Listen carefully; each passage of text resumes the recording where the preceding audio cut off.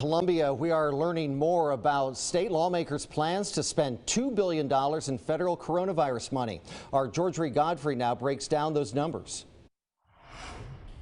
South Carolina senators spent Tuesday afternoon deciding how money from the CARES Act funding should be spent. When it comes to education, lawmakers are pushing for more instructional time and less standardized testing. We have talked long and hard in the state about too much testing. Tuesday afternoon, South Carolina senators acknowledged those conversations. An amendment was introduced to do away with state and federally mandated standardized tests for the 2020 school year. If we have a chance to take one of those impossible things off the plate of teachers and their students, we ought to do it.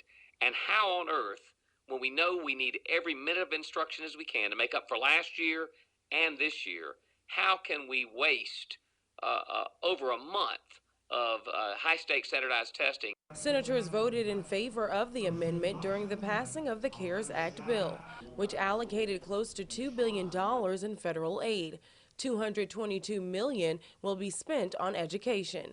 That bill and amendment are now in the hands of South Carolina representatives, who also want to cut down on testing. We've tried to get away from testing that really doesn't tell the teacher anything, but that we can keep those tests that teachers can do on their own to make sure they know where their particular student is. The bill concerning CARES Act funding, including those amendments, will now head to the governor's desk. In Columbia, Georgia Godfrey, 7 News. Governor Henry McMaster has already discussed signing the bill when it comes to his desk. In Greenville,